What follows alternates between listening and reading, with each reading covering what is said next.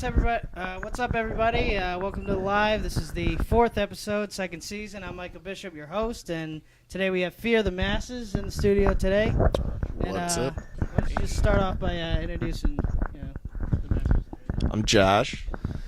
I'm Chris. I'm Mike. Doug. All right. And when did you guys start playing together as a band? Man, as this group, this has been about 3 years now with Doug, I believe. Somewhere around, and 2.5 with Mike, and then me and him have been together for almost 4 years now, starting in, this year it'll be 4 years. That's weird. I don't like it. I don't like you that much. You guys were thinking of your sound. What were some of your big influences? You guys kind of sound like Disturbed, but I read on your page. I don't know if that was one of your influences, or you just. Honestly, I don't. When we started it out, it was like, I guess me, Chris, and Max kind of sat down. Max is the old guitar player. We sat down with a goal of doing some sort of hip hop, hard rock thing, but more on the metal edge of things, right? Something like that. Something like that.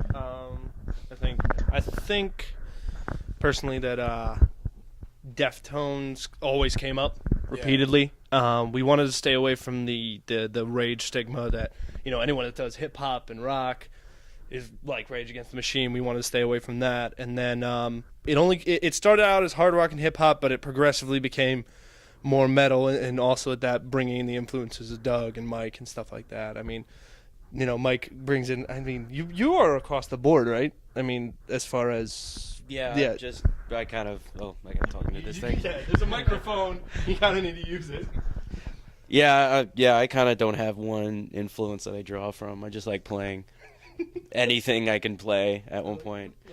I'm pretty much the worst. The one genre I hate playing is metal, so I refuse to play any traditional, typical metal riffs and stuff. Oh, why are you here? Just I don't know. Had nothing else to do on a weekend. And so, what is your hometown, and what's like your favorite venue to play at, or your hometown venue? Man, that's weird. We're, I guess, out of New Haven. I think that's the most centralized place to really call it. Favorite venue? I don't know. We play everywhere. We love every venue we play at, and they're all great. There we go. I like that answer. That's nice and politically correct, right? Man, I don't know. What's your favorite? My favorite? I really like, for some strange reason, I really like Cherry Street. Mainly because I like being on the floor, where the audience is on the floor, too. I don't like being, 3 feet above them and, not being able to, interact as much as I enjoy. I don't know. Quite. Yeah, it's quite. I like Doug's house. We practice at Doug in Doug's basement, actually, and that's my favorite place to go. Doug. Yeah, I guess my basement, just because I live there, so I got to give props to my house. Otherwise, I kind of agree with Cherry Street. I don't know. There's a lot of good venues, really. You can't pick a single venue and be like, this is the only place I like to play, because everywhere we play, we always get great responses and we get good crowds, and I mean, any place that wants to have us really is my favorite venue. Universal answer. That's the political answer, right? Yeah. Politics. And the Webster. I have to shout out the Webster. They hook us up actually, yes. constantly, so if I didn't mention them, I think it'd be wrong. Rusty would come and murder us. He might actually. The room is another good spot, too. Yeah, there's a bunch of spots in Connecticut. It's pretty surprising. Just need more support. Need more people to come out to shows. I think that's the big thing. There's so many good venues, so much great places to see music, and people just need to come out and see local music instead of going to your favorite bar and seeing 3 drunk guys with instruments playing, I don't know, STP covers all night. At a bar and come see us. It's not much different between what you said there. Yeah. You're done. You're part of the interview's Have over. you guys come out with any albums or anything? So we have 2 albums. We have our self-titled that we came out with pretty much about 6 months after this gentleman joined, then 9 months after he joined. And it involves, that one has, I think, 3 or 4 tracks that we've written as a band. And then I think there's 10 tracks, so then there's another 5 tracks that were written by me, him, me, Chris, call him him, and the other 2 members of the former members of the band. And then we have one that's a remix that has a couple of local hip-hop artists, MJ and Logic. And then we just put out September 7th of this past year, we put out our new album called Rise, which is all of us. It's 7-track EP. It was a lot of fun to write. It's even more fun to play it. We have a great time with it, and it's getting great responses. Got a bunch of good reviews, so just trying to keep that going. Is there any like underlying theme to any of the albums, or is there particular? I mean, sometimes bands will write particular stories behind it. Right. Our whole thing is, like, hence the name Fear the Masses. We're a politically and socially conscious band. The way I write the lyrics, and the way I kind of write them is all, I guess, like Public Enemy derivative. It's to find a voice for the people. I don't try to put my views necessarily into it, but I do try to place facts into the music and let people research them on their own. I talk about, specific bills or specific social issues that are going on, and let people decide for themselves, go out and research it and learn something, because I think that that's something that's missing in music, is the fact that people, it's supposed to be an art form, so people should be at least taking something away from it rather than just learning about how much money a particular artist has or how many times he's drank whiskey tonight. Like, who cares? Like, yeah, whiskey's fucking great, don't get me wrong, but like, I don't know, like, it's not worth making a song about, so I guess that's our underlining theme. Anybody else? Anything else? I want to write that whiskey song. I want to write the whiskey song. Well, we can drink whiskey and write a song. Let's do that instead. Is that our sellout song? Is that like? That could be Could it. be our sellout song? I think it's a common theme between all of us is whiskey. You get one song, sell out, get it in a commercial, and then never play it. That's like the overall goal right now. Out of all the songs that you record, is there any one of them that you think sounds the best, or you like playing, like a favorite song? Man, they're all so different that I don't have a favorite. We know you have a favorite, Doug. I guess With the scream metal breakdown. Yeah. I really think my favorite, surprisingly enough, is Still Make Me Your Leader.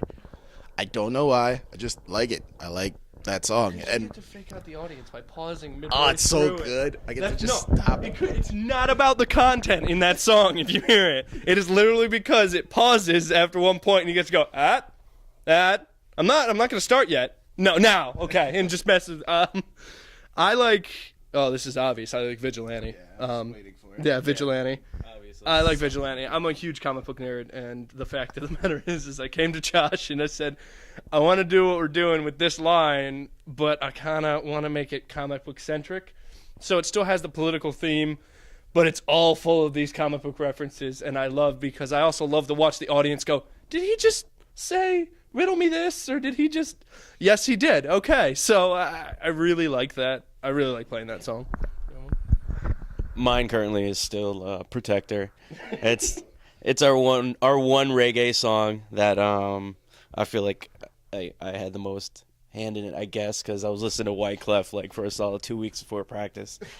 And I'm like, I really want to write a reggae-centric song. And the next week, Doug came in with this awesome line, and it's just a lot of fun to play. He doesn't normally have like much of a writing opinion sometimes, but when he comes in, he's like, no, we're doing this now. Yeah. And that's what needs to happen. Usually quiet till I throw a temper tantrum. And I actually lean toward two songs. Censor This just because, like they said, it's metal. I'm a big metal buff. I'm a jazz buff, but I like brutal metal, like speed metal and stuff. So it's about as close as I'm gonna get in this group to speed metal at times. But the other song that I like, which actually because I'm lazy, but yeah, because you can't double bass with one foot. One of my really high favorite songs has nothing to do with me or Mike, and that's Asylum Street. It's a previous generation song that these guys wrote that I think that the musicians they had before, there's great changes. There's all different mix-ups between like a really hard-hitting chorus, a heavy breakdown, a guitar solo, he's singing in it, and it's the only song, like all of our songs are like he said, talking about bills and politics, and this song actually dabbles a little bit into him personally and where he grew up. It still has that mentality of what's going on socially, but it's really coming a lot more from him direct, like from his personal like emotions when he grew up. So I think that's kind of cool to like, for me as somebody who he said, hey, we need a guitarist to fill in. We're losing our guy. And I listened to the EP and I'm like, this song like really sticks out. And I like to play it too. It's a fun song to play. All right. And have you guys been on tour yet or anything? Or if you haven't, how far out have you traveled so far? Like, We've done like Long Island, Boston. We've done the outskirts of Connecticut. Like, we're out here now. So for us, this is, I mean, obviously we're right on the New York border, so we're pretty out there. And then, I don't know, like New London, that sort of thing. We've kind of stretched the boundaries of Connecticut and hit Massachusetts and New York. And as far as touring, you know, we're starting to look at it now. We really wanted to get that second EP out because it had so much music on it that we were playing live that wasn't on the first album, and we couldn't give people anything to go home with without making that album. And obviously recording is not cheap, so we went through that process, got that done. So now the next step is, you know, to start touring off of that album. Hopefully soon. I'd like to say soon, but obviously we all have jobs and school and careers and things, so it's obviously managing life schedule with band schedule and moving forward from there. You're doing good, folks. all right. Is there anything you wanted to like share with the fans? Like any like crazy stories or anything that, you know, like some close fans could relate to or something, or be interested? Like crazy. I don't, man. I gotta think. There are so many things. We okay. Good. There's the ongoing story. Chris's head's gonna explode. No. My foot. No. Yeah, I know. That's the worst part. My personal favorite is actually whenever we practice, because there's always a moment of, you know, every band always dreams of, well, what if we get the record deal? All that stuff. There's always that, and like, we are convinced that when we get there, they are immediately going to regret it when they watch us try to practice or do anything in the band, because we'll mess around for maybe, if we're down there for 2 hours, maybe like an hour and a half, and then when we were writing the album, we mess around for an hour and a half, and in that next half hour, we would write 3 songs, and they'd actually be fully polished, and it would be absolutely ridiculous. So, meanwhile, like, this kid would drink a whole can of Monster and be jumping off of his drums, yelling and screaming at all of us. I'd be sitting there laughing and not paying attention to whatever I'm doing. He'd be yelling at us, and he'd be trying to actually do music. So, he would actually be trying that. So, I mean, I think we have a lot of, little tiny stories, but we don't really have that, giant, not that I can think of off the top of my head. I mean, I'm sure we do. I got like the basics, like when we were able to meet some people who asked us. I remember the first time like somebody came up, this kid said, "Can you sign this for us?" And I was like, I almost peed my pants. I'm like, oh, like yeah, and I got excited. Like, it's really cool to see that it's happened there. Yeah, this kid at the room that's a big fan of us. He showed up with the old T-shirt, and he wanted to sign it. And Josh had a great idea, so let's give him one of the new ones and sign that. So he, like, to see the look like of any fan, whether it's our close friends or people we just meet.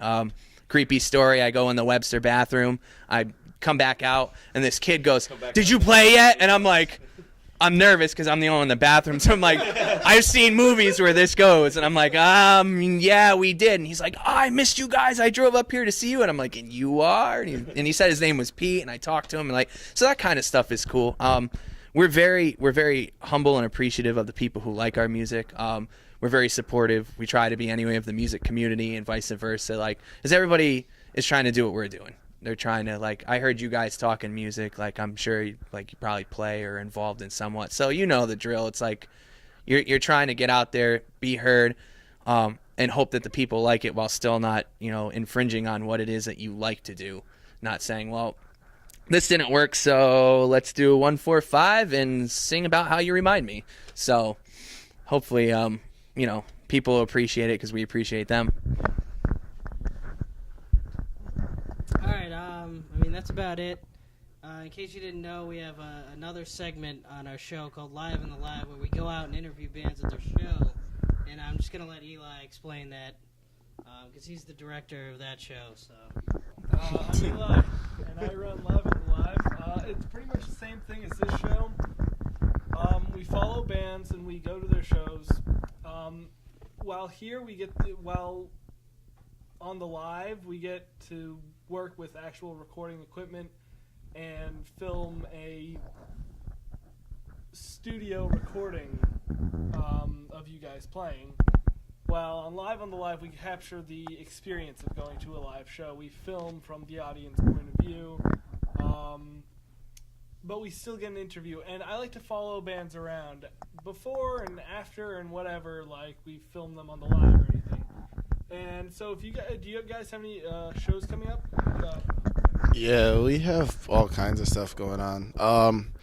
February 1st, we're going to be, which is actually probably the closest one to here, we'll be right in Waterbury, doing In the Red is having their CD release. They're good friends of ours, great band, another local band, just trying to do their thing. They're having their CD release, so we'll be there. That's at Diamond Lil's Cafe. Then February 15th, we are going to be doing a Fear the Masses Presents Connecticut Metal Goes Acoustic. And that's something that actually Mike dreamed up. Kind of one of those, I contributed. So kind of one of those shows where Planet of Sound, which was 106.9's kind of in studio, would have various metal artists or hardcore artists or just even hard rock artists come in and do a quick acoustic set. That disappeared when 106.9 unfortunately decided to change formats. And then, so there's not a lot of that stuff. Yeah.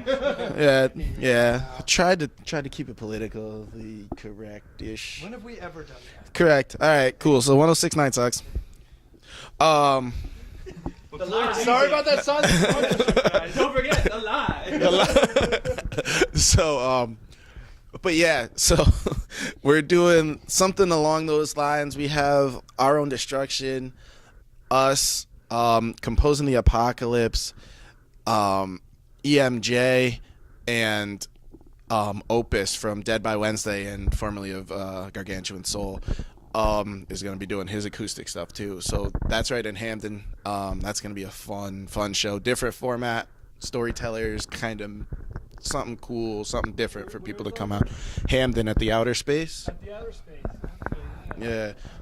Yeah, we'll be, there's like I don't know, probably like a 60 different beer selection at least.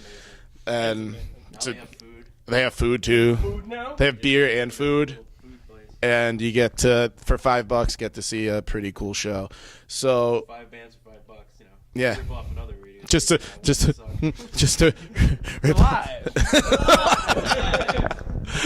So yeah, that's what we got going on right now. We have a few things planned in March, not officially scheduled yet. Hopefully up at the Webster, up that way, and then in April we're looking a couple of shows in New Haven as well. So we're constantly busy, constantly doing at least try to get 1 to 2 shows a month and just keep promoting this album and moving, branching outward as far as we can go, as fast as we can go. The long answer is yes, too. Hey, man, you got to. It's called proper promo, man. Get it together, Doug. Get it together. I don't get talking. That's why you're the farthest one from the microphone. Alright, dude, that sounds awesome. I'd love to support you guys. If you guys have like another CD release or anything, I would love to come and support you guys. 2015. 2015. Wait, what? That's the next time we're even thinking about making an album. So that's true. For these guys in 2015. Unless you guys got other plans, I don't have the money. I don't got it. I'm an emergency tech. I don't got the money. I was gonna knock off a few 7-Elevens. Live. Yeah, all right. Well, that was the live with Fear the Masses. And just stay tuned and we'll watch their live performance.